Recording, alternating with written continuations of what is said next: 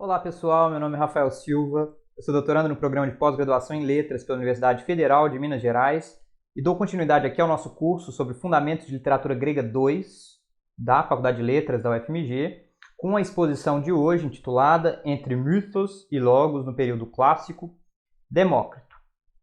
Para quem não sabe, essa é uma série de vídeos no âmbito dessa disciplina do curso de Letras, intitulada Entre Mythos e Logos e visitando autores, obras que remontam a Tales de Mileto, a toda essa tradição jônica, passa por Parmênides, Heráclito, chega inclusive a autores do período clássico, sempre visitando as vidas e obras desses autores ditos pré-socráticos.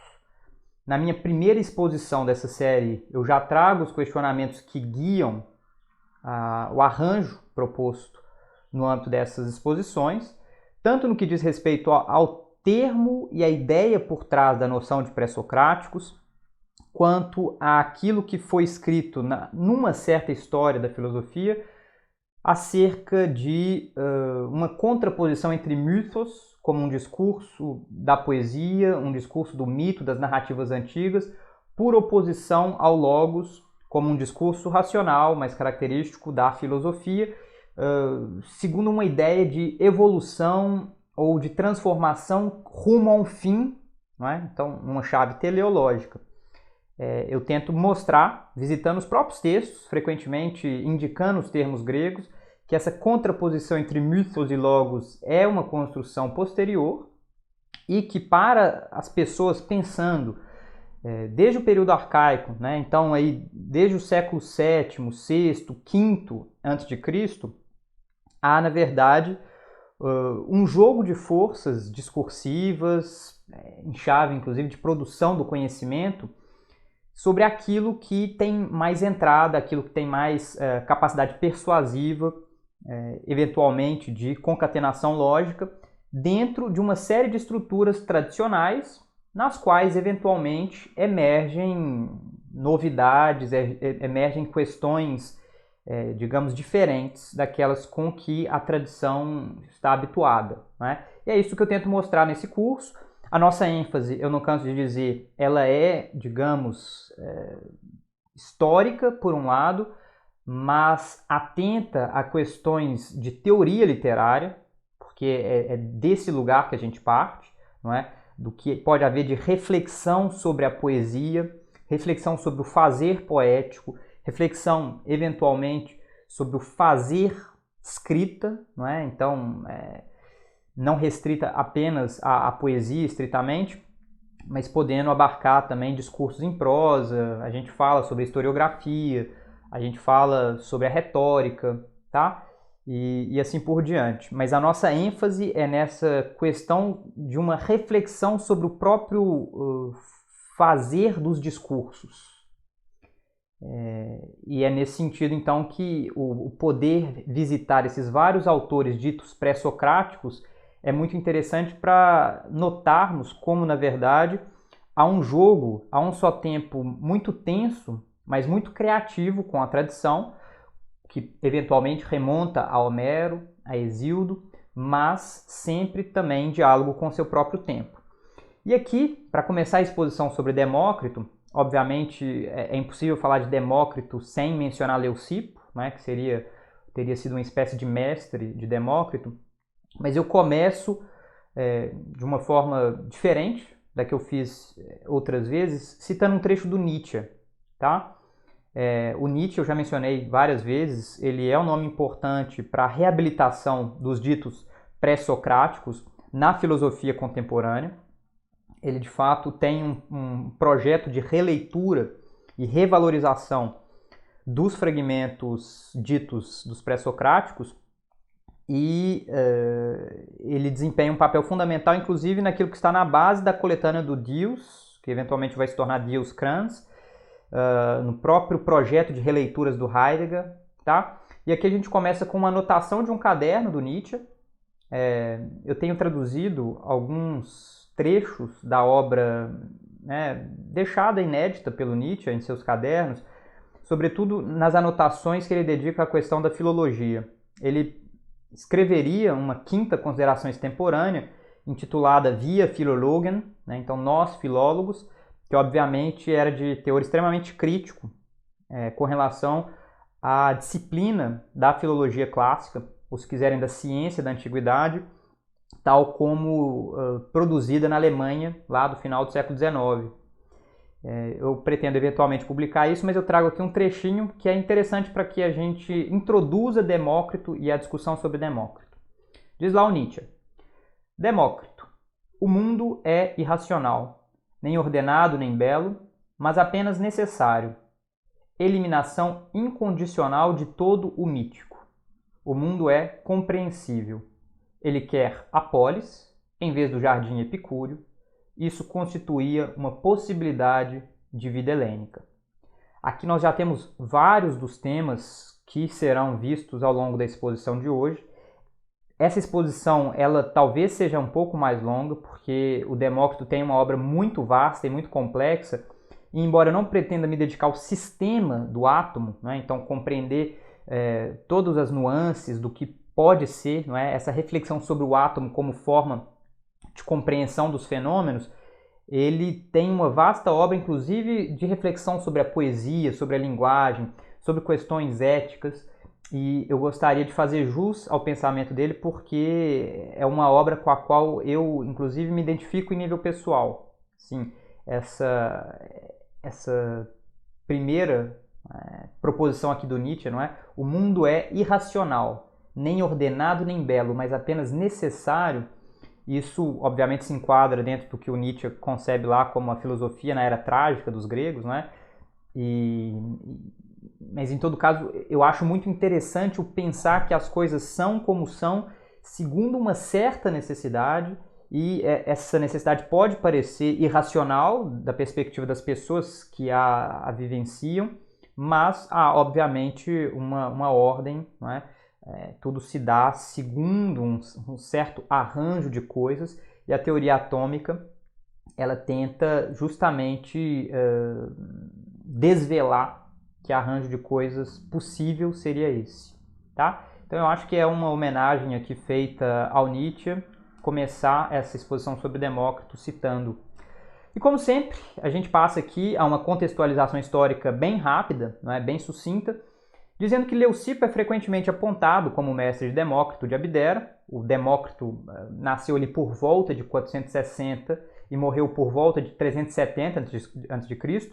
Então veja, uma longevidade muito considerável. Né? Os biógrafos modernos julgam que ele teria vivido cerca de 90 anos.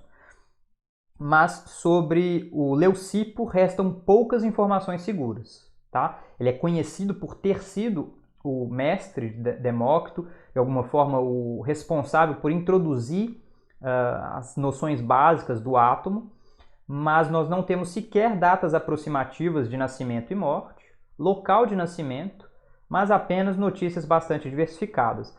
Obviamente, se ele foi mestre de Demócrito, ele nasceu pelo menos ali 20, 30, talvez 40 anos antes de Demócrito. Em todo caso, parece ter sido então uma figura do século V, então também do período clássico, mas nós temos poucas informações sobre ele e poucos fragmentos também atribuídos a ele. Não é? Assim como Sócrates, pretenso mestre de Platão, teria sido fundamental para a fundação de uma nova forma de pensamento, mas não teria legado ele próprio uma obra escrita, Leucipo parece ser ou ter exercido uma influência parecida sobre Demócrito. Sobre Demócrito, por outro lado, abundam narrativas fantásticas acerca de sua relação com a riqueza familiar, sua vida de viagens, seus numerosos escritos e sua extrema longevidade.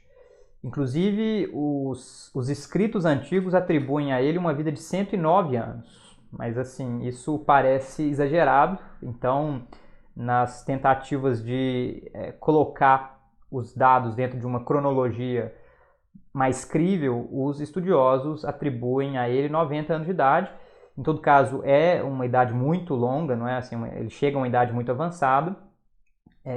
Há várias narrativas sobre a sua riqueza familiar de base, a forma como ele gasta muito em suas viagens, como ele parece não ser uma pessoa exatamente preocupada com questões nem materiais, nem de status, mas sobretudo dedicado a atividades do espírito, a tentar encontrar por meio do logos verdades estáveis, e ele descreveu de fato muitas obras. O corpus que chega atribuído a Demócrito lá na coleção Dioscuranes é bastante vasto, é o mais vasto, não é, de que nós dispomos hoje, embora poucas sejam as frases tidas como da lavra mesmo de Demócrito sobre a teoria atômica. Tá? Essas vêm, de modo geral, reformuladas por Aristóteles, por autores posteriores, sendo que a maior parte do corpus de Demócrito diz respeito a questões ético-morais. Tá?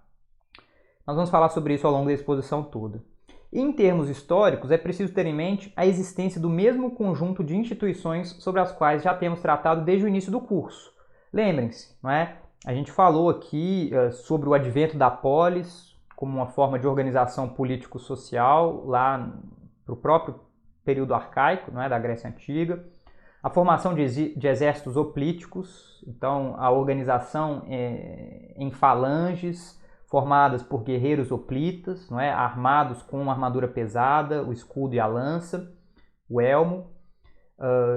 Sendo, obviamente, importante mencionar a questão da palavra pública nesse contexto, porque dentro dessa forma de arranjo militar, político-social, ser capaz de se exprimir publicamente, de tentar convencer seus compatriotas acerca de um determinado projeto é fundamental. Né? O próprio conhecimento das leis, a publicização das leis por meio de tratados por escrito, da exposição, né, dessas leis em lugares públicos é um passo fundamental que temos que ter sempre em mente.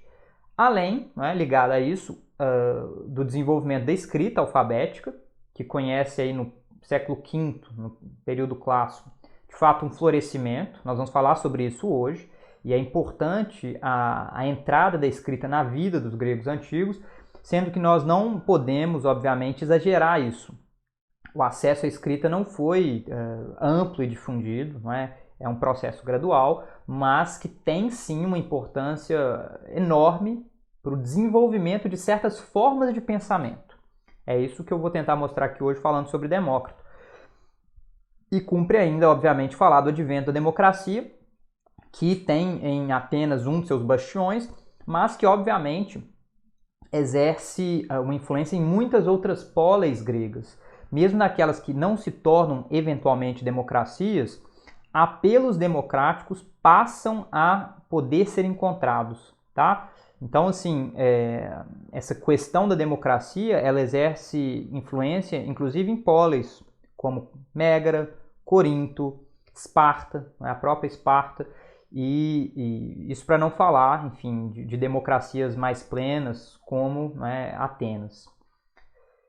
Mas outro dado, ou outra série de dados que nós temos que ter em mente é aquela relacionada a eventos que se passaram no próprio século V, ou seja, já no período clássico, e que foram mencionados por nós na última exposição dedicada a Empédocles e Anaxágoras. E aqui eu relembro rapidamente, não é, as guerras médicas, que começam lá com a luta por independência das polis na Jônia, por volta de 500 a.C., e que terminam muito mal, não é?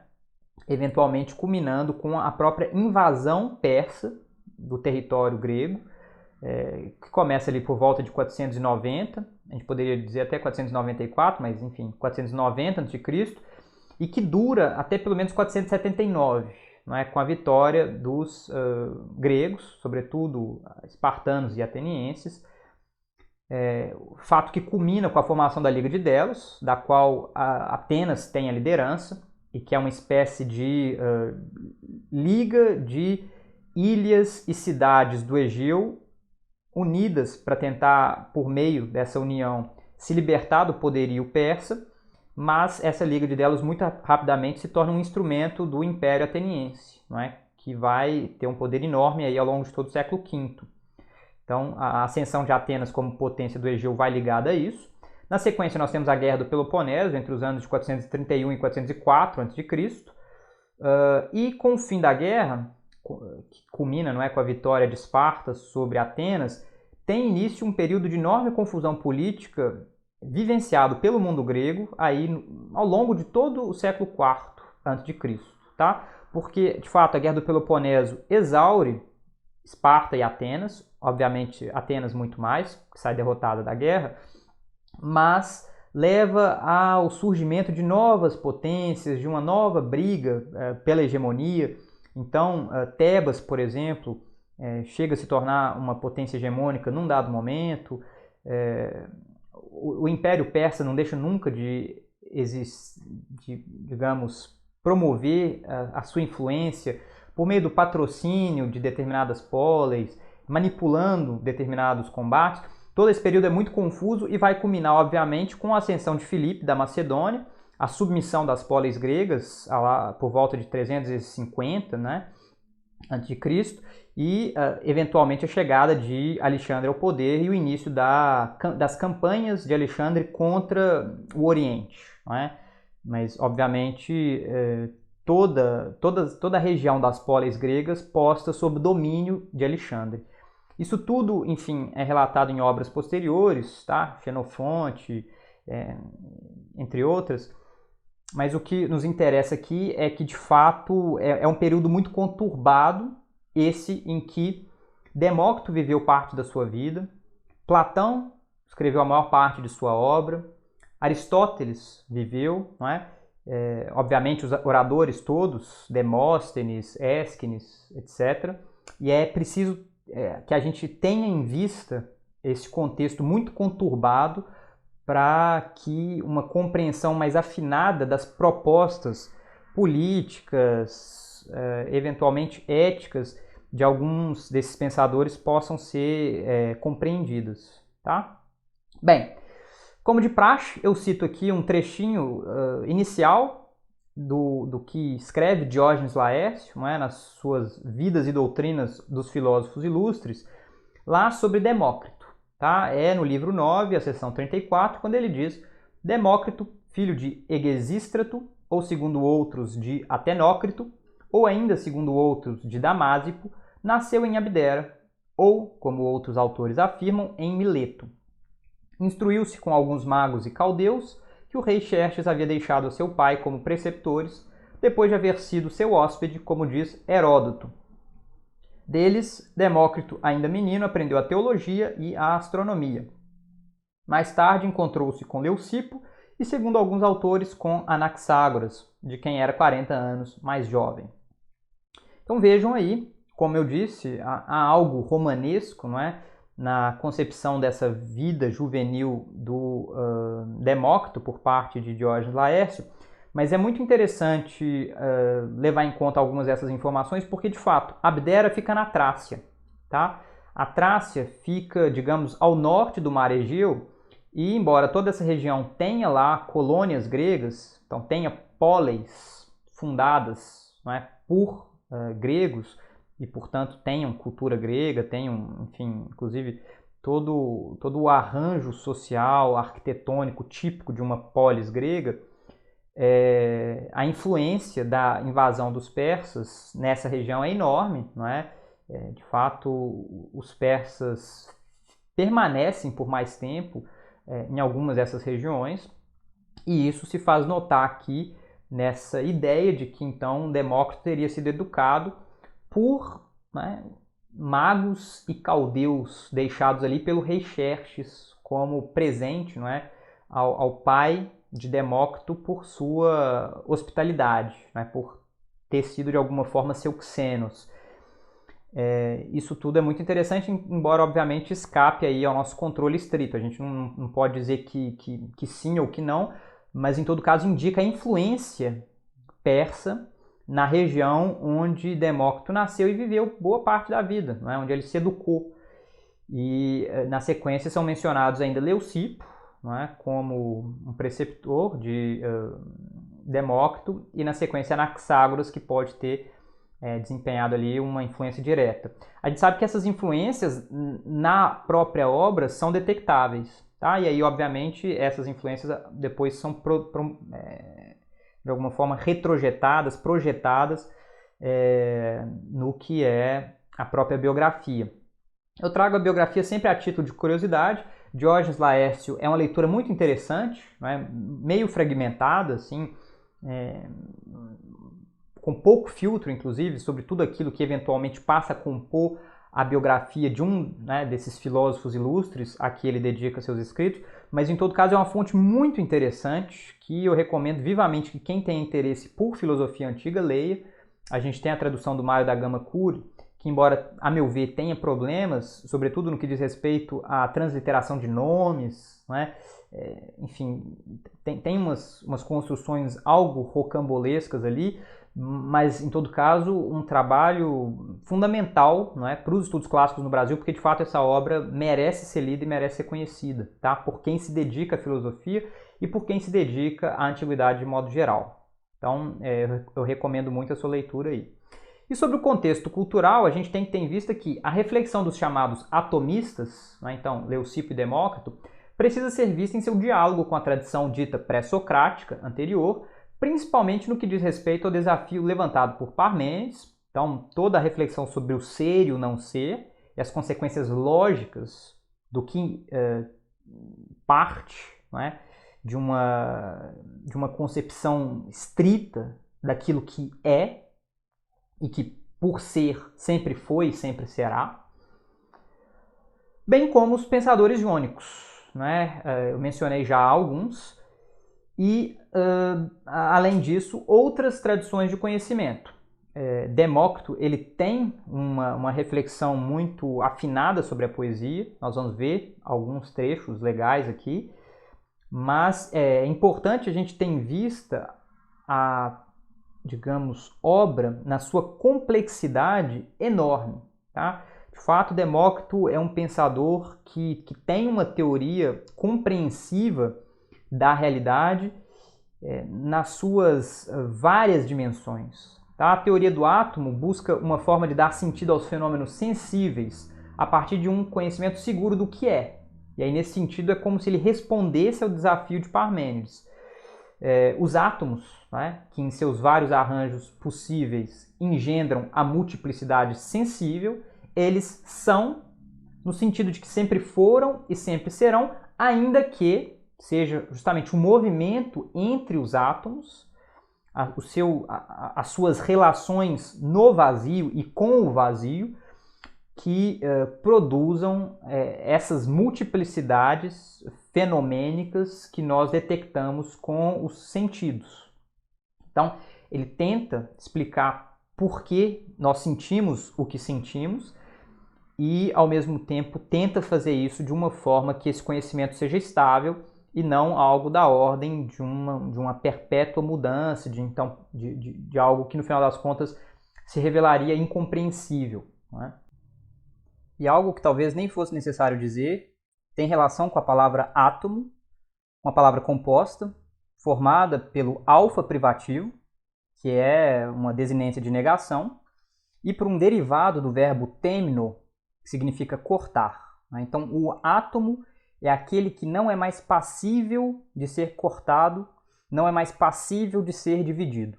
Daí, uma ideia de indivisível, no limite de indivíduo. A etimologia é bastante simples, é muito mais difícil entender o que a palavra queria dizer no século V, quando empregada por Leucipo, desenvolvida por Demócrito. Em todo caso, da exposição proposta aqui, espero ficar sugerido que esses arranjos de diferentes átomos, né, com formas diferentes, que constituem os fenômenos tal como percebidos de diferentes formas pelos nossos sentidos, eles próprios também formados por relações atômicas. Não é? Eu não vou tentar entrar em detalhes sobre o átomo aqui, mas é importante a gente ter em vista esse horizonte de significado possível para a palavra. Obviamente, a nossa exposição é muito introdutória, existem tratamentos muito mais detidos sobre essas questões, Inclusive, a professora Miriam Campolina, lá da FAFISH, né, da Faculdade de Filosofia e Ciências Humanas da UFMG, tem inúmeros trabalhos sobre Demócrito. Eu recomendo que quem tem interesse em se aprofundar, procure, não é, tratamentos especializados sobre o tema. Aqui é uma mera exposição introdutória. E, como eu já sugeri, há desdobramentos cosmogônicos, cosmológicos, fisiológicos, éticos e poéticos dessa teoria. Inclusive, a maior parte dos fragmentos autênticos de Demócrito tratam de questões morais. Isso é muito interessante. Eu vou trazer alguns deles no final da exposição de hoje.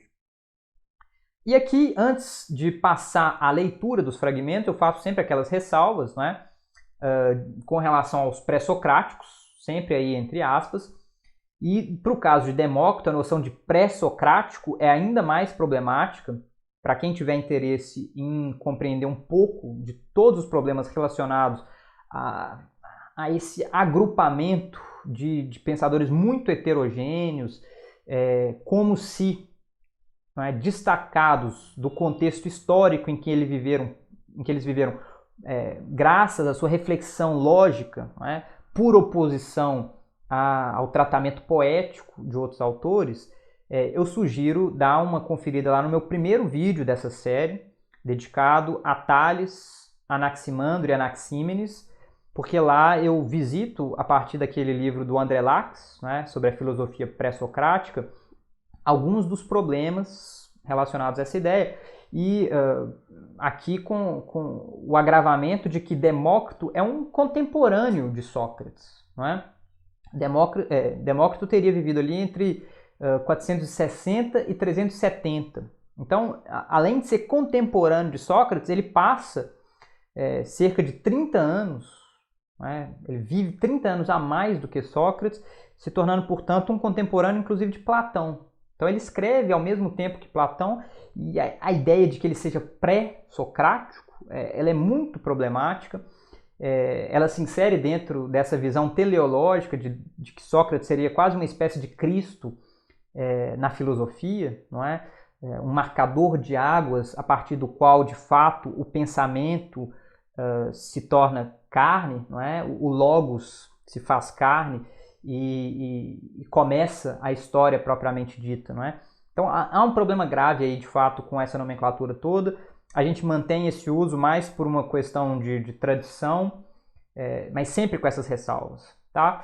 E além disso, valem todas aquelas outras ressalvas que eu faço sempre. A dificuldade desses textos fragmentários, né? A gente não tem nenhuma obra que chega do próprio Demócrito inteira, então sempre são coletas, não é? ou recolhas de fragmentos, ou melhor dizendo, de menções, de passagens em outras obras. Essas passagens são colhidas e depois coletadas, e obviamente há inúmeros problemas que advêm disso, porque falta o contexto imediato em que aquelas passagens se encontravam quando Demócrito as escreveu. Tem a dificuldade de tentar se levar em conta sempre que possível o contexto em que elas são citadas, para que seja possível compreender um pouco melhor o que a citação gostaria de dizer. E os autores são muito variados, há autores cristãos, há autores peripatéticos, e aí os matizes com que as citações são feitas variam muito, então é bem difícil tudo isso. E, obviamente, há esse problema da leitura a posteriori de suas obras a partir de um quadro conceitual em larga medida platônico-aristotélico. No caso de Demócrito, isso também é bem grave, porque Platão, embora não cite jamais Demócrito, né, Demócrito não aparece nas obras platônicas, ele assombra de alguma forma os diálogos platônicos como uma espécie de espectro não nominado, tá? Então, é como se Platão, de alguma forma, estivesse respondendo à teoria do átomo de Demócrito. Em várias obras é possível perceber isso, né? Nas obras ditas de maturidade, isso fica claro, no Sofista, por exemplo, mas há ecos de Demócrito no Timeu, em passagens da República, e, enfim, esse silêncio de Platão é bem sintomático de quanto ele deve à reflexão de Demócrito, tá? Ao mesmo tempo, Aristóteles, ele cita muito Demócrito, mas sempre a partir do seu quadro conceitual básico, que lê Demócrito a partir de determinadas concepções que são próprias do Aristóteles. O Aristóteles faz isso o tempo inteiro, né? Com o próprio Platão isso acontece, mas como nós temos uma vasta obra de Platão, é possível compreender o que se encontra em jogo ali quando Aristóteles faz determinadas apropriações, determinadas leituras. No caso de Demócrito isso é mais complicado, porque como Aristóteles constitui uma das principais fontes para as obras de Demócrito, sobretudo para as obras ditas físicas, não é? Então de compreensão da physis, da natureza, a teoria do átomo, obviamente a leitura aristotélica ela impinge uma determinada forma de compreensão da teoria de Demócrito que é difícil evitar. A gente vai ver logo mais, na primeira citação que eu fizer de Demócrito já vai ficar claro de que forma essa leitura aristotélica é marcante, não é? Para o que nos chega de Demócrito. Sobre as edições críticas, aquilo que eu sempre indico, né? A última edição de Diels e Crans dos fragmentos dos pré-socráticos de 51 é a nossa edição de base ainda, tanto é que frequentemente a forma de referenciar é ao modo Diels Crans, modo que eu expliquei lá na primeira exposição, né, dessa nossa série Entre Mitos e Logos. Quem tiver interesse eu recomendo dar uma olhada lá. E as traduções que nós temos em português, pelo menos das que eu pude obter, eu falo aqui, não é, do livro dos pré-socráticos, a coleção dos pensadores, organizado pelo José Cavalcante, que tem a Ana Lia Amaral de Almeida Prado traduzindo os fragmentos do Demócrito, tá? E além disso nós temos os filósofos pré-socráticos, essa obra escrita pelo Kirk, Raven e Schofield, originalmente em inglês, embora traduzida para o português pelo Carlos Alberto Loura Fonseca, que vai ser, enfim, frequentemente usada aqui também, porque tem uns trechos interessantes que não foram traduzidos lá na coleção dos pensadores. E eu começo justamente com Diels Crans 67a6, então é um testemunho sobre Leucipo e Demócrito. Vejam, 67 é o número de Leucipo na coleção Diels Crans, e essa é uma passagem aí da Metafísica de Aristóteles, aqui na tradução do Carlos Alberto Fonseca. Vejam lá com atenção esse trecho, porque ele é muito interessante e ele é fundamental para que a gente tenha uma primeira visão do que pode ser essa teoria do átomo segundo Demócrito, tá? Leucipo e seu companheiro Demócrito sustentam que os elementos são o cheio e o vazio, aos quais dão o nome de o que é e o que não é, respectivamente. O que é cheio e sólido, o que não é vazio, sutil. Visto o vazio existir em não menor grau que o corpo, segue-se que o que não existe menos do que o que é. Os dois juntos constituem as causas materiais das coisas existentes, e tal como aqueles que fazem uma só da substância fundamental, geram as outras coisas por intermédio das suas modificações e postulam a rarefação e a condensação como origem dessas modificações, assim também estes homens dizem que as diferenças entre os seus elementos são as causas das outras coisas. Segundo eles, essas diferenças são três: forma, ordem e posição. O ser, dizem eles, difere apenas no ritmo, contato e revolução. O ritmo é a forma, o contato é a ordem e a revolução é a posição. É que A difere de N na forma, AN na disposição e ZN na posição. E aqui eu faço a pergunta: trata-se de uma reflexão gramatológica, essa teoria do átomo proposta por Demócrito, por Leucipo e Demócrito, uma reflexão que tem então na letra, no grama, no traço, o seu modelo de compreensão do que subjaz aos fenômenos?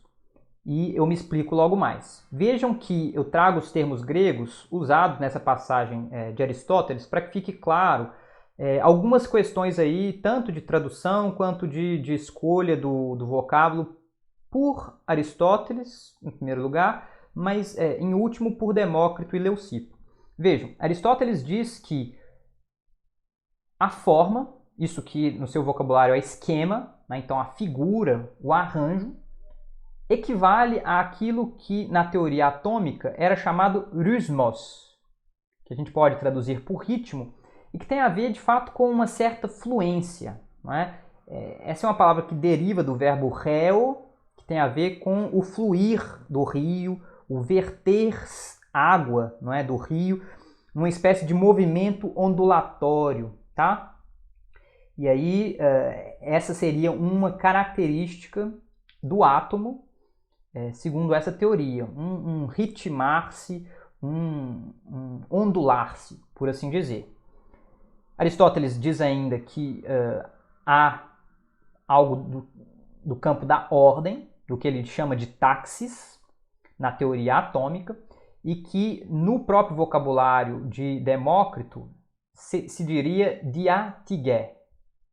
Dia, não é? Dá essa ideia de através, de, por meio de. Tigé tem a ver com tato, tá? Com toque. Então é o toque através do qual o toque e o correr, que seria também uma característica dos átomos, não é? que distinguiria uns dos outros. E por fim, isso que Aristóteles chama de posição, né? Em grego thesis, de fato aí a colocação, né? O lugar, e que no vocabulário dos atomistas se diria tropé, ou seja, revolução, no sentido de volteio. Não é? Essa é uma palavra derivada de trepo, que tem a ver com voltar-se, virar-se. Então é a virada. A virada também caracterizaria ou distinguiria os átomos uns dos outros. E aí vejam como estudiosos recentes, como o Heinz Wiesmann e o Fernand Alain, sugerem o que pode estar subentendido nesses termos fundamentais para a compreensão da teoria do átomo em Demócrito, por oposição àquilo que Aristóteles e depois este último Epicuro e Lucrécio propuseram.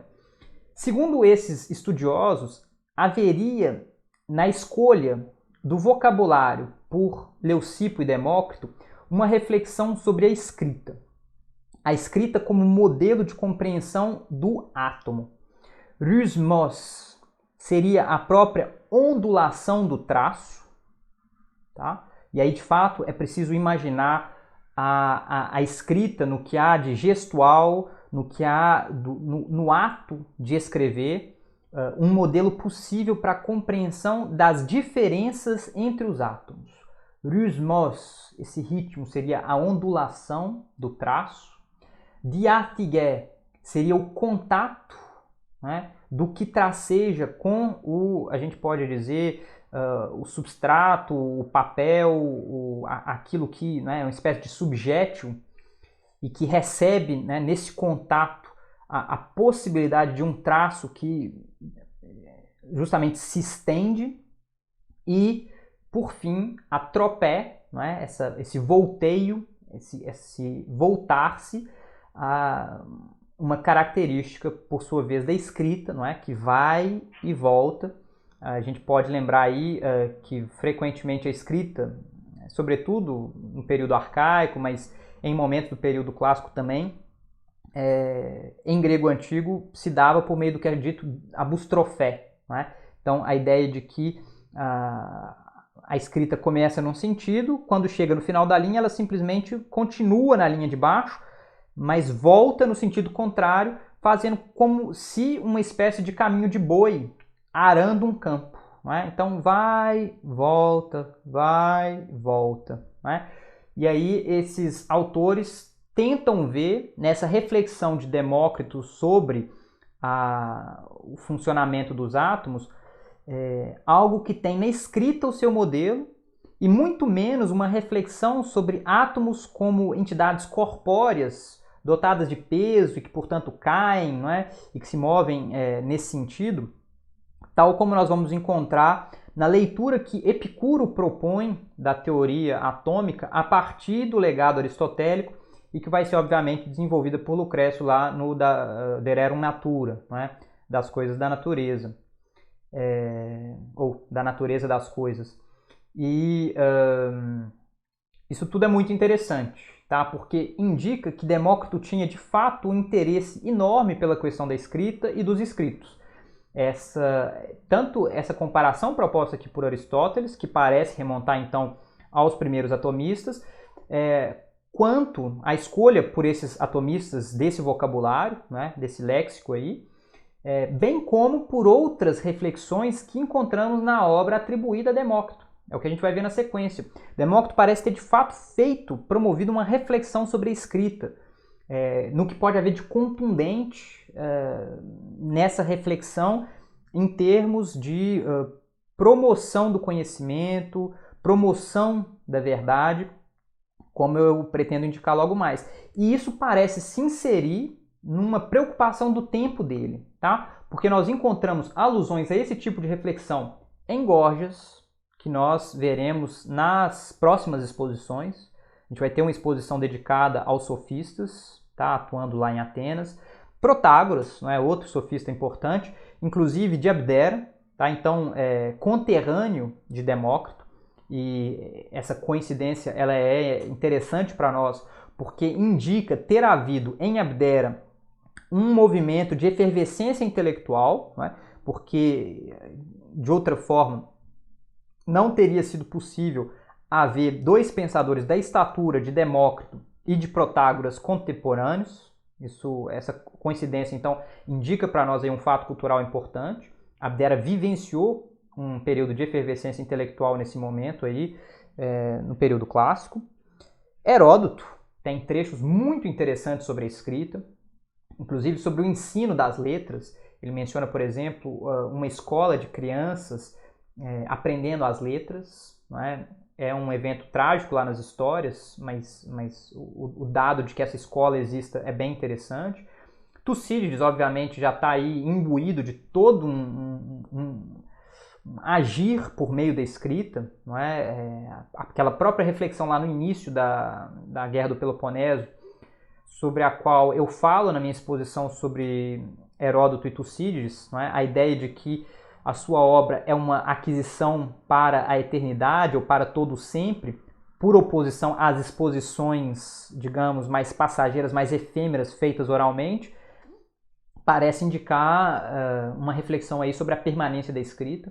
A gente encontra alusões à escrita em Eurípides, não é? Há personagens que aparecem lendo.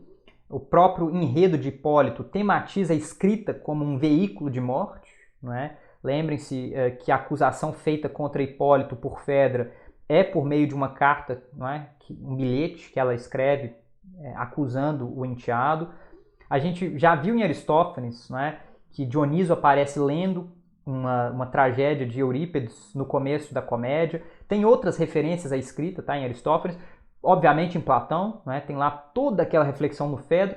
E vejam, né, de fato, essa quantidade, essa abundância de menções, mas mais do que menções, de ocasiões para uma reflexão profunda sobre a escrita, indicam que nesse momento a sociedade vivia de fato o impacto, né, da entrada da escrita nas relações de produção do conhecimento, de manutenção do conhecimento. Tá? Então, eu acho que aí a passagem do século V para o século IV nos testemunha com muita clareza a importância que a escrita passa a reivindicar para si e que, portanto, ecoa nos mais diversos tipos de discurso que reivindicam um lugar de conhecimento. Na sequência eu cito Dioscrantes 67 a 9, então outro trecho aí, digamos, de um testemunho sobre Leucipo, 67 é o número de Leucipo, na coleção Dioscrantes, em que é dito na tradução do Carlos Alberto Fonseca: visto terem eles, né, Leucipo e Demócrito, pensado que a verdade, ta aletheis, reside na aparência, ou seja, no phainastai, no aparecer, mas que as aparências são contrárias, enantia e infinitas, apeira, eles consideraram as formas infinitas, schemata apeira, de tal modo que a mesma coisa poderá parecer contrária a uma pessoa e a outra, através das mudanças de composição, e ser alterada mediante uma pequena mistura e poder parecer completamente diferente devido a essa simples alteração. É que tragédia e comédia compõem-se das mesmas letras, aí em grego, ectonauton, gar tragoidia, kai comoidia, gineta e grammaton.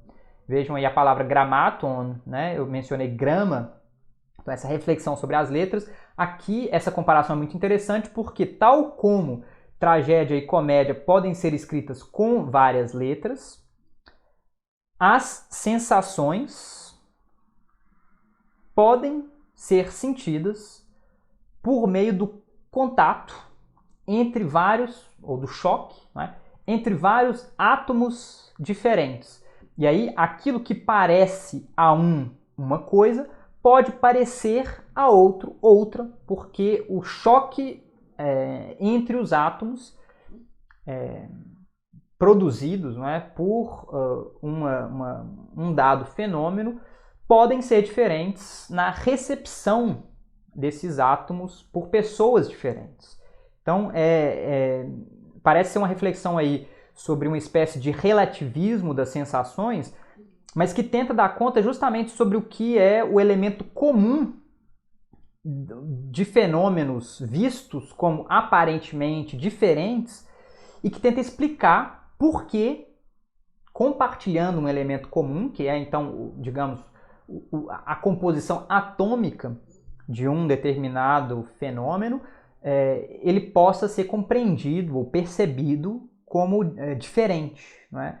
Porque justamente a recepção, então o encontro, o toque, o choque entre esses átomos seria diferente, tá? Isso é muito interessante, sobretudo essa comparação aí com tragédia e comédia, porque de fato, não é?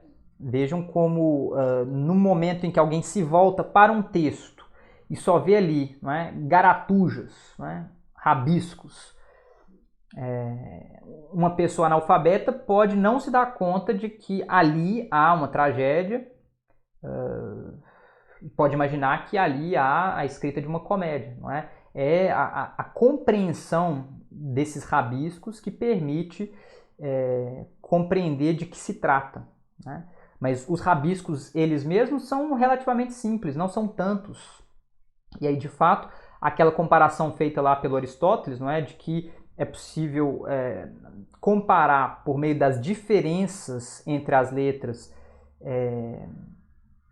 de modo a compreender o momento em que alguém faz referência a uma palavra e não a outra, né, nessa lógica diferencial mesmo, a forma como os átomos interagem uns com os outros.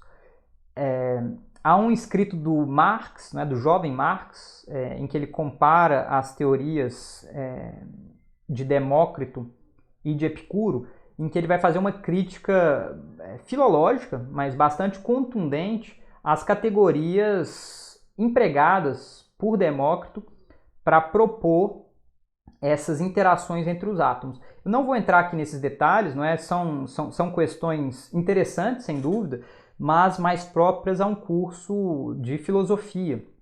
Aqui o que me interessa é pegar essas imagens, essas reflexões sobre a escrita, sobre o que a gente pode chamar aí de literatura, mas poesia, discurso, construção da verdade, porque dentro do nosso curso é isso que nos interessa mais, tá? Então vejam aí, dentro desses ditos estudos sobre poesia de Demócrito, o fragmento de Os Crânios 68b16, aqui na tradução da Ana Lia Amaral de Almeida Prado, quando é dito: Critias afirma que o primeiro a inventar o exâmetro datílico foi Orfeu.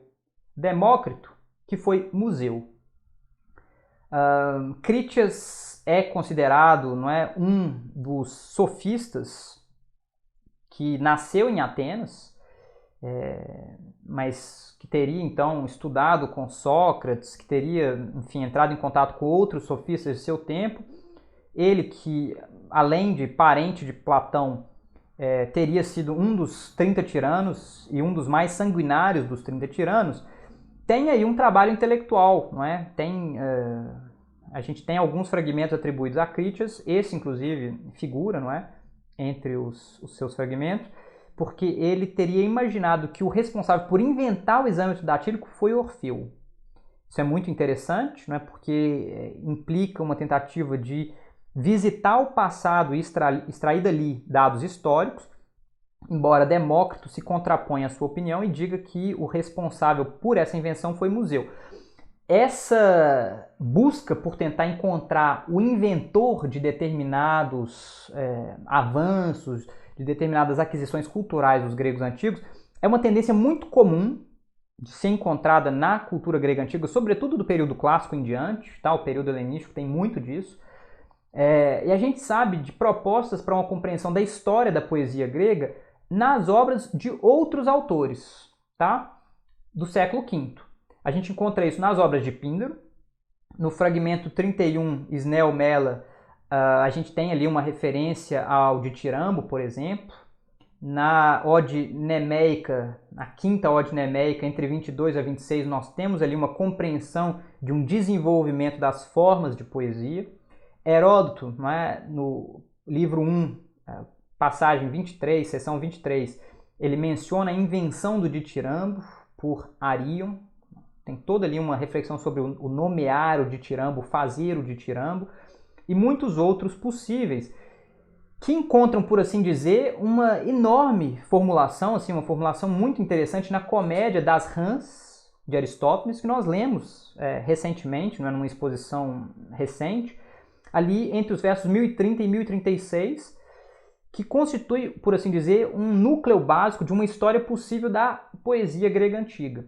Nessa mesma chave, de tentar encontrar o inventor responsável por um determinado avanço e, enfim, promover a partir dali um desenvolvimento, tá? Esse tipo de reflexão vai desaguar em propostas de Platão, de Isócrates e, obviamente, do Aristóteles lá na Poética.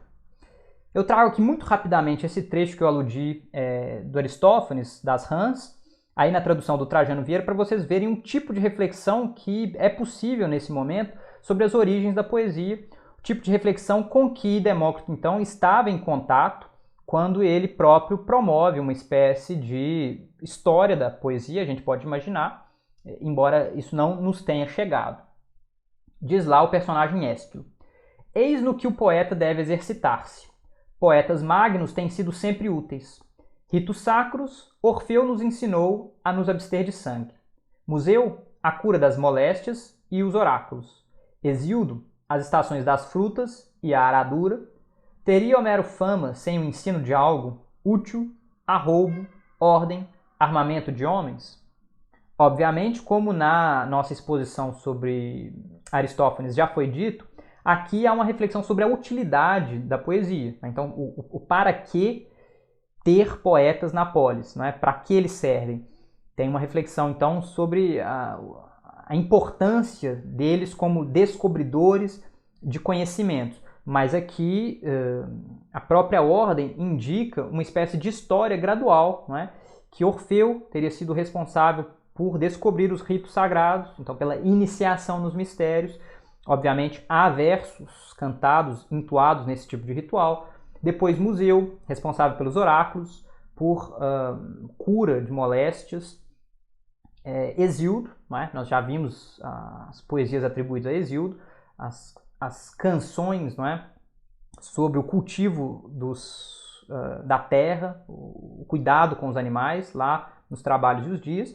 E, obviamente, Homero com a Ilíada e a Odisseia, os combates, não é? Todo um ethos guerreiro, pelo qual, enfim, segundo o Ésquilo de Aristófanes, Homero teria sido o responsável, não é? De desenvolver. Uma outra passagem que eu acho genial, tá? Do corpus atribuído a Demócrito é o Dioscran 68b 115, asterisco 84, não é? Que tem aí a ver com um acréscimo, não é? Na coleção primeira de Dioscrans, que eu trago aqui na minha tradução, porque não encontrei esse trecho traduzido para o português, que diz aí: o mundo é uma cena, a vida um párodo, entras, olhas, partes. Para a compreensão desse fragmento é preciso então imaginar que cena é o espaço físico em que um espetáculo trágico, cômico é encenado. Então é de fato ali, a gente poderia dizer em termos modernos, o palco. Então, né, o mundo é um palco. é o lugar onde uma tragédia ou uma comédia se encenam. A vida é uma entrada nesse palco, né? Parodos é o coro de entrada, então é o movimento de entrar no palco. E ele conclui dizendo: entras, vês, não é? Experimentas o mundo e partes. Então nasces, vives, morres. É um fragmento sensacional que, até onde eu sei, inaugura esse topos, não é? Do teatro do mundo, de encarar a vida como uma grande peça onde nós desempenhamos papéis.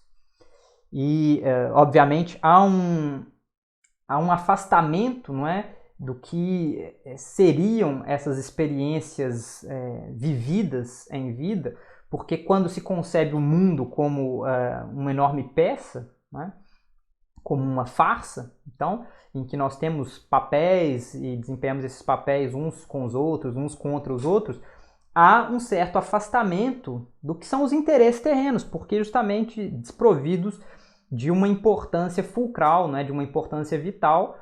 E esse é um fragmento sensacional, né? Mais uma vez aí se apoiando sobre uma comparação com as manifestações artísticas, aqui no caso as manifestações dramáticas, teatrais, então tragédia, comédia, drama satírico, e eu acho esse fragmento realmente de uma capacidade de compreensão da existência muito aguda por parte de Demócrito. Em grego antigo, esse fragmento se lê, não é? Ho cosmos skene, hobios parodos, elthes, eides, apelthes. De uma economia sintática incrível, né? Literalmente, o cosmo, cena, a vida, parodo, vens, vês, partes. Enfim, muito interessante, tá? E ainda, dentro desses estudos sobre poesia, nós temos aí o Dioscrante 68b18, na tradução da Ana Lia Amaral de Almeida Prado, quando é dito: um poeta, tudo o que ele escreve com entusiasmo e sopro sagrado é, sem dúvida, belo. Essa é uma passagem extraída de Clemente de Alexandria, e é muito interessante porque tem uma reflexão aí sobre o entusiasmo, não é? O pneuma que toma um poeta e que o leva a escrever uma obra bela. Há autores que tentaram ver nessa referência ao belo uma espécie de ênfase por parte de Demócrito no que seria a constituição de um campo estético, mas, a meu ver, isso não se sustenta muito porque, para Demócrito, de fato, o que é kalos, o que é belo, é também da ordem do que é ético, tá? É também da ordem do que é bom. E nesse sentido, ele parece ali tentar compreender o fenômeno da inspiração poética, então do poeta que se diz tomado, né, por uma força maior que ele mesmo, tal como nós veremos no Ion. E isso é muito interessante, não é? A comparação entre uma teoria da inspiração platônica e o que é encontrado em Demócrito é feita, inclusive, por alguns fragmentos. Isso aparece, tá? Eu não trouxe especificamente isso não, mas isso aparece. Quem tiver interesse, leia lá o corpus atribuído a Demócrito. Isso é muito interessante porque mostra como então Demócrito e Platão eles vivem, né, num mesmo contexto e estão conversando com ideias em voga em seu período, e Demócrito tenta compreender a ideia da inspiração por meio da sua teoria atômica. Não é? A sugestão parece ser inclusive a de que certos átomos entrando em contato com os átomos que compõem o corpo, não é, de um poeta, levariam a uma saída de si, promoveriam uma espécie de reação que seria essa inspiração chamada divina. E aí há uma ideia de que algo da natureza do poeta, então da physis, seria, digamos, transformado, ainda que passageiramente, né? Ainda que não duradouramente, mas transformado por esse contato com átomos da inspiração. É bem interessante, não é? É difícil compreender exatamente o que é dito, porque, obviamente, tudo isso é muito fragmentário. Eu trago ainda o Dioscrante 68b21, também na tradução da Ana Lia Prado, quando é dito: Homero, por que recebeu uma natureza divina, construiu uma estrutura ordenada de versos variados, uma vez que não seria possível, sem uma natureza divina e demônica, realizar versos tão sábios e belos. Vejam aí, não é? Homero reconhecido em seu lugar de honra, tendo uma natureza divina reconhecida por Demócrito, que diz que essa estrutura tão ordenada de versos variados só seria possível a uma natureza divina onde o daimon se exprimisse, não é? E exprimisse, digamos, aquilo que lhe é próprio da sua natureza, por meio de versos a um só tempo sábios, então vejam lá no grego, não é? Sofá, quanto belos, kalá. Por isso o meu pé atrás com relação à ideia de que Demócrito enfatizaria uma dimensão estética estrita, não é? Eu acho que aqui nós estamos dentro de uma lógica muito própria da antiguidade que vê o belo sempre como bom, não é? Há aí uma relação entre o belo e o bom, fundamentais. Eu trago inclusive o trecho grego para vocês verem como é interessante, não é? A escolha vocabular por parte de Demócrito.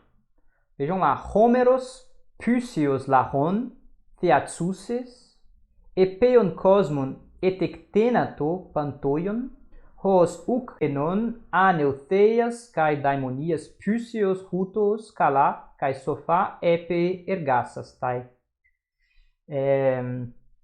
Tem obviamente aí a questão da physis, né? A natureza de Homero, divina.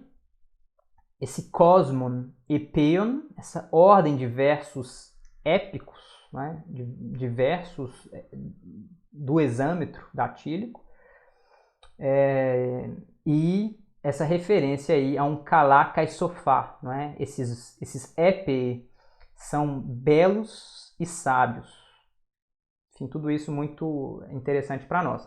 E dentro das implicações dessa hipótese dos átomos, eu gostaria de destacar aquilo que está sugerido lá por aquela primeira referência que eu fiz ao Nietzsche na abertura da exposição, por meio aqui dessa passagem, né, de Uscran 67b2, então, do corpus atribuído a Leucipo, na tradução do José Cavalcante de Souza, quando é dito: diz Leucipo, no livro Sobre o Espírito, nenhuma coisa se engendra ao acaso, tüke, mas todas a partir de razão, logos, e por necessidade, ananke.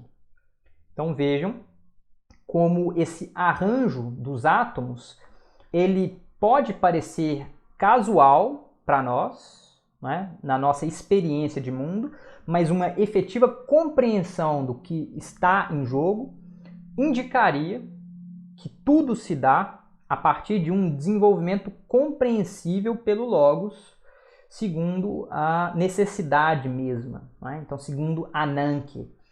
E isso tudo é muito interessante, nós vamos ver os desdobramentos ético-morais dessa teoria, porque implica o conhecimento dessa necessidade fundamental subjacente aos fenômenos, uma aceitação típica do sábio, que compreendendo que o que se dá segundo uma determinada ordem, por mais que essa não seja uma ordem de um projeto intelectual, de uma inteligência externa ao cosmos, que então direcionasse, mas há sim uma ordem. Não é? E compreender a existência dessa ordem é um passo fundamental para uma vida feliz, não é? Para uma vida que reconheça os limites da própria ação, por exemplo. Indicando isso que eu traduzo aqui o fragmento de Uscran 68 a 68, né, então de testemunhos sobre Demócrito. Dizem nada se produzir do acaso, mas existir uma causa determinada de todas as coisas que nós dizemos que se produzem espontaneamente ou por acaso. Vejam como eu trago esse trecho justamente para mostrar aí uma espécie de retomada dos mesmos termos, não é? Vejam no trecho grego: Uden garde ginestai apo tykes passin, ala panton einaiti aition horismenon, hossa legomen apo automato gignestai e tykes. Vejam aí a presença novamente do acaso refutado, né? Então nada se dá segundo a tyke, tudo se dá segundo, aqui não aparece, mas está sugerido no fragmento anterior, segundo uma certa ananke, segundo uma certa necessidade. É interessante a gente levar em conta que Tyche e Ananke aparecem como forças eventualmente divinizadas no século IV, sobretudo Tyche, tá? Tyche passa a ser cultuada como uma divindade justamente porque esse período parece conhecer tantas reviravoltas e tantas incertezas. E aí essa questão da fortuna, do acaso, ela passa a ser de fato cultuada como uma força que rege o destino dos mortais, né? Temos ainda reflexões sobre o cosmos e a physis, né? Então sobre o mundo, né?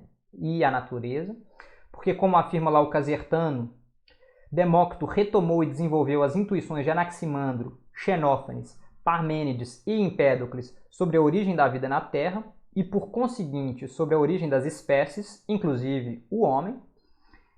Ele tendo, então, uma teoria que faz pensar num evolucionismo, numa transformação gradual das espécies, das instituições socioculturais humanas, que é diferente, pelo menos no que diz respeito à biologia, da teoria aristotélica, não é? Aristóteles, inclusive, tem um grande diferendo, por assim dizer, com relação a Demócrito no que diz respeito a essa transformação das espécies, porque para Aristóteles as espécies elas são fixas, por assim dizer, não é? Elas não se modificam ao longo do tempo. E eu trago aqui um trecho que é provavelmente de uma obra intitulada Pequena Cosmologia, onde Demócrito propunha uma espécie de história cultural desde as origens do cosmos até os desenvolvimentos da cultura humana. Eu não trago o trecho todo porque ele é longo, mas vejam que eu destaco aqui o desenvolvimento de instituições socioculturais no âmbito dessa história natural proposta por Demócrito lá no fragmento de Euscrante 68b5.1, na tradução do Giovanni Casertano, traduzida por sua vez pela Maria da Graça Pina. Tá? Tem problemas essa tradução, mas eu conferi o trecho grego e, enfim, está compreensível, tudo bem? Então vamos lá, é um trecho longo, mas vejam como ele é muito interessante para a gente pensar a história de um desenvolvimento da cultura, tal como concebida aí por Demócrito. Disse, depois que os homens daquelas gerações primitivas, levando uma vida sem leis, como a das feras, saíam dispersos para se alimentar, procurando aquela erva que era mais agradável de sabor e os frutos que as árvores produziam espontaneamente. Eram sempre agredidos pelas feras, e a utilidade ensinou-os a ajudar-se reciprocamente. Então, reunidos em sociedades sob o impulso do temor, começaram pouco a pouco a reconhecer-se pelo aspecto. E dado que antes emitiam vozes desprovidas de significado e inarticuladas, começaram a articular gradualmente as palavras, e estabelecendo entre si expressões convencionais para designar cada objeto, vieram a criar um modo conhecido de todos para significar todas as coisas. Mas visto que este tipo de agrupamentos de homens se formou em todas as regiões habitadas da Terra, não foi possível haver uma língua de som igual para todos, pois cada um daqueles grupos combinou vocábulos como calhava. Eis porque são variadíssimos os caracteres das línguas e porque aqueles primeiros grupos foram a primeira origem de todas as populações. Portanto, aqueles primeiros homens viviam em dificuldade, pois ainda não se tinha encontrado nada do que é útil à vida, e na sequência ele descrevia o desenvolvimento do fogo, o desenvolvimento das primeiras artes e assim por diante. Mas vejam como é interessantíssima essa teoria sobre o desenvolvimento das línguas humanas, com várias origens diferentes. Tem todo um debate na linguística sobre isso, mas a partir da convenção, então do nomos. Essa questão do nomos é fundamental para Demócrito e está na base aqui, não é, de toda uma série de reflexões posteriores sobre a origem da linguagem que encontram exemplares em Platão, não é? Lá no início da República, no livro 2, tem uma reflexão sobre o início das comunidades humanas, não especificamente sobre a linguagem, que eu me lembre, mas sobre a necessidade humana de se coligar. Obviamente, reflexões muito posteriores sobre isso a gente encontra em Rousseau, no Herder, e aí, enfim, toda uma tradição etnográfica do século XIX, do século XX, e que tem aqui em Demócrito uma primeira formulação impressionante, né? Eu acho que a capacidade de visão, de compreensão do mundo retrojetado no passado por Demócrito é impressionante nesse trecho. Por isso que eu gosto tanto da obra desse pensador. Assim, ele é de uma argúcia incrível, né? Como eu disse, né, doxa e nomos são termos importantes para o pensamento de Demócrito, né? A opinião e a convenção, ou a lei. No fragmento de Uscran 68b9, na tradução da Analia Prado, é dito: por convenção existe o doce, e por convenção o amargo, por convenção o quente, por convenção o frio, por convenção a cor. Na realidade, porém, os átomos e o vazio. Nós, porém, realmente nada de preciso apreendemos, mas em mudança, segundo a disposição do corpo e das coisas que nele penetram e chocam. Vejam, não é? Aqui expresso com todas as letras aquilo que foi dito antes por nós sobre uma espécie de relativismo das sensações, ainda que com base num elemento comum compartilhado por aquilo que provoca as sensações diferentes, não é? Então, a forma como nós vemos uma cor pode variar a depender da composição, por exemplo, do olho, né? E isso explica as diferenças de visão de mundo, as diferenças de paladar, de tato, de olfato por parte das pessoas, porque pessoas diferentes podem ter composições atômicas diferentes e, portanto, sentir os mesmos fenômenos de forma diferente, sem que, por isso, o que provoca esses fenômenos seja diferente em si, né? Seja diferente na sua composição atômica. E isso é interessantíssimo, não é? Porque explica, então, como diferentes sensações são possíveis a partir de um mesmo ponto, não é? Por parte de pessoas diferentes ou por parte de agentes diferentes. Esse fragmento é muito conhecido e ele é muito interessante, não é? Porque o que de fato é átomos e vazio, ainda que vazio seja o que não é, né? Então, aqui uma ruptura lá com as exigências de Parmênides, porque ele diz que o vazio né? Mesmo não sendo, ele no sentido de que ele é o que promove aí a possibilidade de interação entre os átomos. Mas a ideia, então, de que esses fenômenos sejam convencionais no que, digamos, a recepção deles por parte dos seres humanos, então de chamar uma determinada cor de vermelho, um determinado gosto de doce, outro de amargo, é muito interessante. E vejam como essa crítica, não é, aos sentidos, ou o que poderia haver de crítica aos sentidos, é rebatido pelo próprio Demócrito quando ele diz lá numa passagem que está em Galeno, sobre a medicina empírica, que os sentidos responderiam, ou poderiam responder o seguinte à inteligência, tá? Na sequência dessa acusação, ou de uma acusação como a acima esboçada, é o fragmento de Uscran 68b, 125, na minha tradução. Pobre inteligência. A palavra que aparece aí é fren, que já apareceu antes, não é? Tem a ver aí com a intelecção a partir do que é o peito, não é? A fren originalmente seria um órgão aí das nossas vísceras, provavelmente relacionado ao diafragma, tá? Como sede da inteligência. Então, pobre inteligência. Em nós, né, nos sentidos, encontras as provas, as pistas, mas falas mal de nós. Ou seja, nós, né, a nossa inteligência, para conseguir desenvolver uma teoria como essa teoria do átomo, precisa partir dos sentidos para, de alguma forma, filtrar e chegar no que é um elemento constante na base dessas múltiplas sensações, para então empreender uma crítica dessas sensações, e as sensações podem então nos replicar dessa forma. Vocês partiram de nós para nos criticar, né? Pobre inteligência, você não sabe que no final das contas os seus próprios argumentos partem de nós. Então é muito interessante aí, quase uma espécie de pensamento dialógico por parte de Demócrito nessa resposta que os sentidos dão ou propõem à inteligência. Encontramos aí em sua obra uma teoria do conhecimento, aqui no fragmento de Uscan 68b11, na tradução da Ana Lia Amaral de Almeida Prado, temos há duas espécies de conhecimento, um genuíno, outro obscuro. Ao conhecimento obscuro pertencem no seu conjunto vista, audição, olfato, paladar e tato. O conhecimento genuíno, porém, está separado daquele. Quando o obscuro não pode ver com maior minúcia, nem ouvir, nem sentir cheiro e sabor, nem perceber pelo tato, mas é preciso procurar mais finamente, então apresenta-se o genuíno, que possui o órgão de conhecimento mais fino. Vejam como isso faz pensar, não é, naquela ideia de dois caminhos proposta lá pelo Parmênides, caminhos de investigação.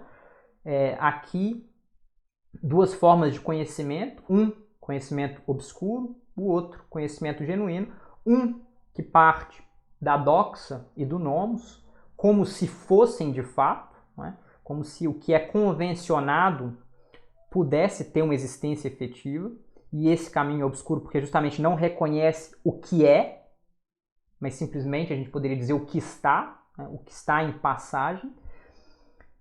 Por outro, quando a gente se vale desse órgão de conhecimento mais fino, é possível chegar a uma teoria do conhecimento estável, então do que de fato é, tal como a teoria do átomo de Demócrito. Ele tem ainda uma reflexão sobre educação, tá? Que eu destaco aqui, porque isso nos diz respeito como possíveis educadores no futuro, e eu acho que a sua reflexão é interessantíssima. Vejam lá no fragmento de Uscan 68b 33, na tradução da Ana Lia Prado, a natureza, physis, e a instrução, didache, são algo semelhante, pois a instrução transforma o homem, mas transformando-o, cria-lhe a natureza. O verbo que aparece aí é physiopoiei, é um verbo criado, essa ideia de fazer natureza, que justamente parece se contrapor à ideia de que physis, então, da natureza, seja algo inteiramente alheio à possibilidade de ação humana, né? Como se entre physis e nomos houvesse uma ruptura radical. Ele parece dizer não, né? A didaché, o ensino, o aprendizado, pode promover mudanças na natureza humana. Então, uma atividade humana é capaz de alterar a natureza. Isso é muito interessante para nós, porque, de fato, esse debate entre physis e nomos atravessa aí a filosofia, digamos, pós-sofística, né? Os sofistas têm muita reflexão sobre isso, o que é próprio da physis, o que é próprio do nomos, até onde a physis impede uma atuação do nomos, a partir de onde o nomos consegue influenciar na physis. E, obviamente, aqui Demócrito faz um elogio da educação, porque por meio da educação é possível transformar a natureza humana. No Dioscran 68b 65, na minha tradução, ele diz: é preciso exercitar-se na sabedoria, polynoien, não na polimatia. Aqui ele parece se contrapor à ideia de que conhecer muitas coisas é conhecer bem, né? É conhecer muito. Ele parece dizer, olha, mais vale se tornar uma pessoa sábia, capaz de nous, né? Vejam ali o substantivo polynoien, né? Então o muito ter nous, né? O ter muito nous, ou nous arguto, por oposição ao ter muitos saberes. Tá? Então a ideia de polimatia, como, né, o polímata é aquele que sabe muitas coisas, um saber enciclopédico. E parece, dentro dessa tradição de saber prático, né, de um saber que age no mundo, que transforma o mundo, preferir uma sabedoria e não uma amplitude de conhecimentos como a demonstrada por alguns sofistas, né? No fragmento de Uscan 68b 183, também na minha tradução, pode haver inteligência, xynesis, entre os jovens e haver falta dela entre os velhos, pois o tempo não ensina a pensar, mas apenas a educação oportuna, a horae e trofé, e a natureza. Vejam, não é? Outro elogio da educação no momento certo, na juventude, no esplendor da vida intelectual, no início da vida intelectual, para que a inteligência, a perspicácia, não é isso que ele chama de Xerxes, e que aparece lá nos fragmentos de Heráclito, por exemplo, possa ser desenvolvida. Não é? É muito interessante isso porque essa é uma ideia antitradicionalista. Não é? Normalmente, para a cultura grega antiga, as pessoas mais velhas são dignas de respeito e reverência porque justamente tiveram tempo de acumular sabedoria, de acumular saberes. O que esse fragmento sugere é que não necessariamente a pessoa velha é mais perspicaz, é mais inteligente do que a pessoa jovem, porque a educação desempenha aí um diferencial fundamental. Né? Ou seja, há pessoas velhas e ignorantes e há pessoas jovens mais inteligentes, mais perspicazes.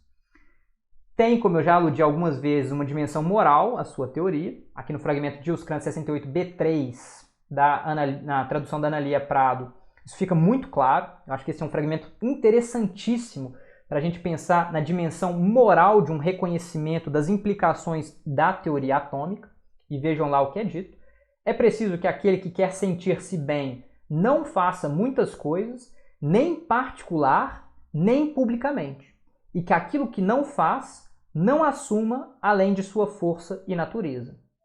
Ao contrário, é preciso que, mesmo que a sorte lhe seja hostil e pela aparência o leve pouco a pouco ao excesso, tenha cuidado bastante para renunciar e não procurar mais que suas forças permitem, pois uma plenitude razoável é coisa mais segura que uma superplenitude. Eu acho que a tradução aqui ficou um pouco truncada da Analia Amaral de Almeida Prado, porque não é mesmo que a sorte lhe seja hostil, né? Acho que o que está sendo dito é, mesmo que a sorte favoreça e você, né, pareça poder assumir cada vez projetos mais ambiciosos e responsabilidades cada vez maiores, convém reconhecer uma certa medida, tá? Convém reconhecer certos limites para evitar que o excesso te leve à infelicidade. Tanto nas atividades particulares, né, aquilo que é próprio do campo do idios, quanto do que é das atividades públicas, não é? Em serviço ou em prol da polis. Né? Isso é muito interessante porque nós veremos como Demócrito é um defensor dos serviços públicos, né? Dos serviços em prol da coletividade. Ele, de fato, é não apenas um pensador político, mas um pensador, inclusive, democrático. Tá? E aqui ele faz essa ressalva para dizer, olha, a felicidade ela só é passível de ser conquistada quando reconhecemos os limites, né, a medida e o momento propício. Então tem uma reflexão sobre o que é metriotes, né, o que é mesurado, o que se pauta pelo reconhecimento das medidas e, ao mesmo tempo, o que é o kairos, tá? O que é oportuno, o que se dá no momento certo. E aqui, obviamente, é uma reflexão sobre o agir no mundo muito interessante, que pode ser levado, inclusive, por uma pessoa nos dias de hoje. Né? A gente tem essa ânsia de aceitar incumbências sem fim. Eu mesmo faço meia-culpa, né? Eu muito dificilmente digo não a um convite, a uma proposta. Eu tento me desdobrar para dar conta das mais diversas incumbências, mas o Demócrito nos alerta para o risco de que isso nos leve ao excesso, no final das contas, à infelicidade. E sobre a dimensão política que eu comentava há pouco, tem o fragmento de Uscran 68b251, na tradução da Analia Prado, quando é dito: na democracia, a pobreza tanto é mais preferível à chamada felicidade entre os autocratas, quanto a liberdade à escravidão. Né? Então vejam aí a voz de um democrata fervoroso. Mais vale ser um pobre na democracia do que ser uma pessoa feliz numa ditadura, numa tirania. Não é? Porque a felicidade numa tirania, ela é, no final das contas, infeliz. Ela é uma desgraça. Né? Então mais vale estar num regime de fato democrático, onde nós temos de fato liberdade, do que servir como escravo, ainda que nas melhores condições materiais, sob um tirano, sob um ditador. né? Isso para os nossos tempos é muito oportuno pensar, não é? Pensem aí em todas as pessoas que atualmente concebem, não é, um regime ditatorial no Brasil e que imaginam uma posição de conforto para si mesmas. São pessoas vis, não é? São pessoas que, de uma perspectiva ético-política, são pessoas completamente desengajadas do que significa participar do bem público, participar da discussão pública, não é? São, no final das contas, pessoas egoístas, né? E Demócrito nos indica, na sequência, inclusive, no fragmento de Os Crans 68b 252, na tradução da Analia Prado, de que forma isso mina as próprias condições de felicidade, tá? Porque mina a existência em comum. Não há comunidade numa tirania, não há comunidade numa ditadura. Para que possa haver comunidade, e é uma comunidade de dissenso, né? É uma comunidade de choque. Demócrito não propõe uma democracia que elimine as diferenças ou que diminua a sua importância. Os choques fazem parte da democracia. O arranjo democrático, ele prevê os choques. Mas para haver comunidade é preciso haver liberdade, é preciso haver a possibilidade de que a diferença se manifeste e manifeste posições contrárias, tá? Vejam aí, né, esse fragmento de Os Crans 68b 252. É preciso julgar de maior importância que tudo o mais os interesses da cidade, para que sejam bem dirigidos, sem armar contendas contrárias ao direito, ao epieikes, sem assumir para si um poder contrário ao bem comum. Uma cidade bem dirigida é o maior apoio e tudo nela está contido. Salva a cidade, tudo está salvo. Destruída a cidade, tudo está destruído. Vejam, liberdade sim, mas liberdade dentro daquilo que permite a manutenção do bem comum, permite a manutenção do que é de direito, não é? Do que é costumeiro, do que é as condições básicas de convivência comum, né? O epieikes, do que convém. E, obviamente, isso aqui é uma reflexão profunda sobre isso que tem sido tão discutido no que diz respeito a direito de, como a gente chama, né? Direito de expressão. A gente pode respeitar manifestações fascistas, né? A gente pode respeitar o direito de expressão do racismo? Não, não pode, porque isso mina a possibilidade de vida comum, isso destrói as instituições da polis, tá? Isso destrói a possibilidade de existência numa comunidade. E é por isso que não há, a meu ver, a possibilidade de se defender o direito de expressão de alguém que, por exemplo, está fazendo apologia ao crime, de alguém que está fazendo apologia a crimes contra a humanidade, não é? A infrações aos direitos humanos. Não pode, isso não é aceitável, porque isso destrói as condições da vida humana, da vida numa convivência comum. Vejam, Demócrito, não é? Pensador do século V, trazendo aí reflexões atualíssimas para nós hoje, vivendo num país que não sabe direito se é ainda uma democracia, se quer ser ainda uma democracia, não é?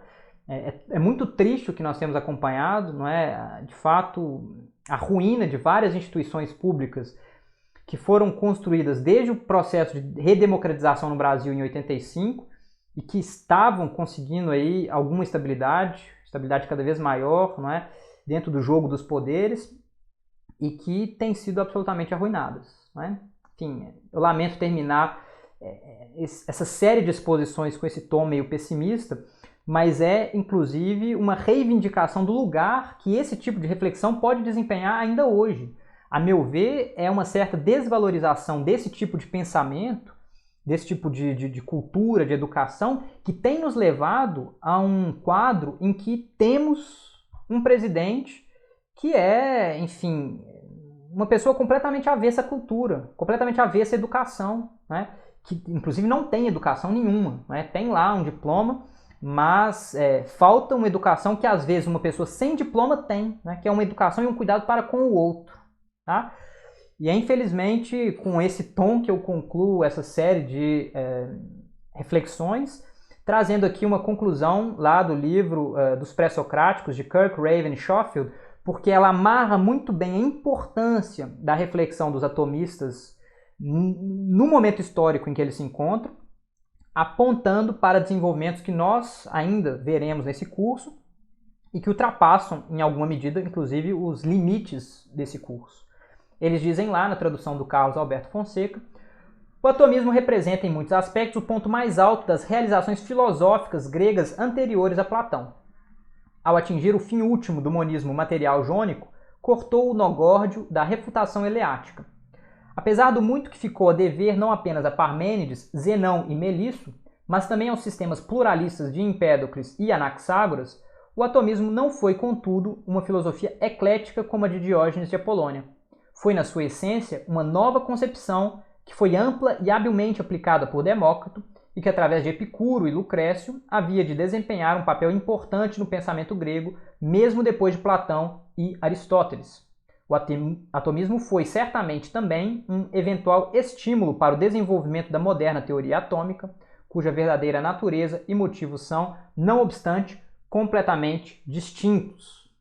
Então vejam a importância fundamental da obra de Leucipo e Demócrito, sobretudo Demócrito, para o desenvolvimento de um pensamento que não apenas foi muito fértil na antiguidade, mas na própria modernidade. Eu não mencionei aqui, mas tem toda uma reflexão que começa no Renascimento, mas que entra aí no início da modernidade, que é de base atômica, não é? Que é de base, enfim, fundamentalmente democrítica, não é? Que se apoia em Demócrito como, digamos, fundamento para suas reflexões e que está na base da física, não, do século XX, mas em reflexões ali do século XVII, do século XVIII, fundamentais para o desenvolvimento da ciência até os dias de hoje. Tá? Vocês viram, eu tentei indicar, Demócrito tem reflexões contundentes para a atualidade, de uma perspectiva poética, mas sobretudo ética, moral, e, a meu ver, o que justifica um curso como esse nos dias de hoje é justamente a atualidade